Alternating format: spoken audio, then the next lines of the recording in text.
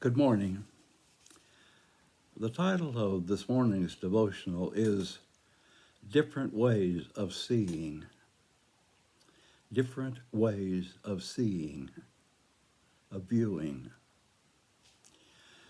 In Mark's Gospel, chapter 14, verses 1 through 9, Mark tells the story of an unusual event that occurs in the last days of Jesus' life. The encounter allows and invites us to be aware that there are different ways of seeing things that happen. You're probably somewhat aware of that already, but let's look at it from Mark's viewpoint. A woman comes into the house of Simon the leper as Jesus is seated at the table, perhaps dining with Simon and family. She carries an alabaster jar of very costly ointment of nard. She breaks open the jar and pours the ointment on Jesus' head. Those who witness the act of the pouring the ointment see the action from quite a different perspective. Someone in the audience sees the act and, in his anger at what she's doing, tells the others, in effect, "What a waste." The ointment could have been sold for 300 denarii and given to the poor, and they scolded the woman. Let me pause for just a moment to make an observation.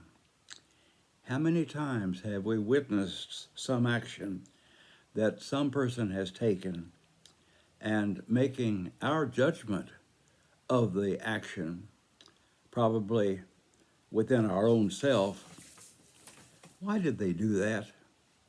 We mind read the actions of others from our own sense of motivation and possible reason for doing it, not really knowing what might have caused or motivated the action that we've witnessed.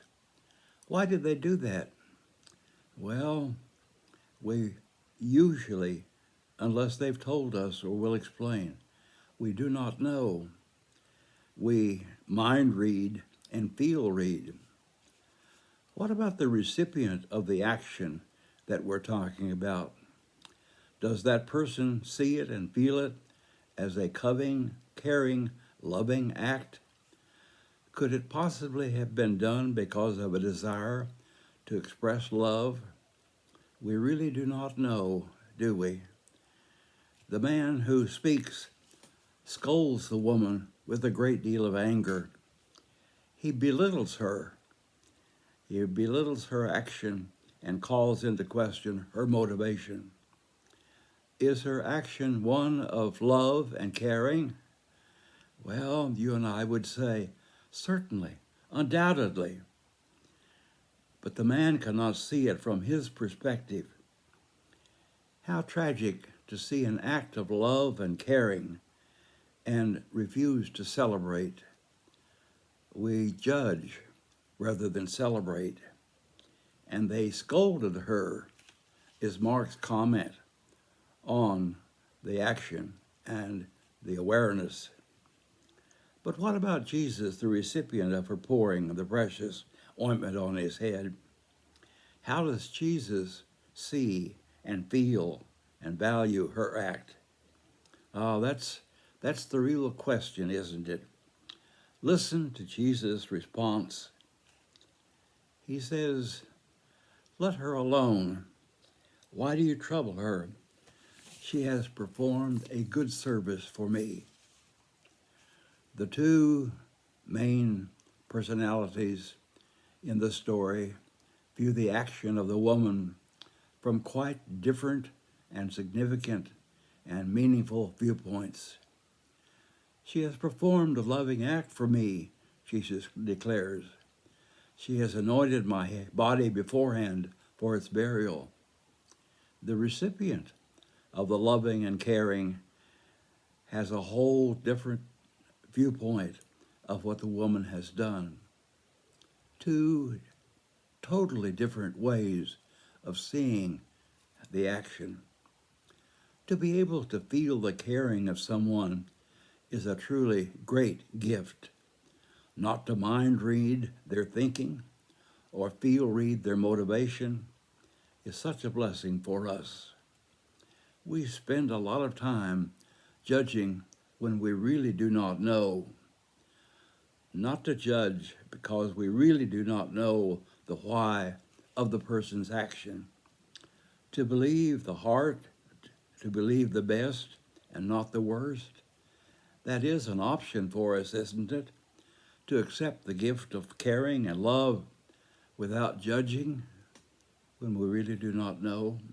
Of course, we are privileged to know from the Gospels, including Mark, that the woman's anointing was indeed a beforehand for Jesus' death and burial. He receives her loving act as a gift to him. Gifts are precious to us. No one else in the room sees it that way. It wasn't true for anybody else. How wonderful that Mark gives us the larger picture and sees it from Jesus' viewpoint. Does Mark call us to be aware that there may well be other ways of seeing someone's act as an act of love? Does Mark intentionally call us to stop in mid-judgment and take a second look? I believe Mark might well say, well, I hope so. Maybe that's why Paul includes in his description of love a word and attitude which is such a significant element in love, such a wonderful characteristic of love.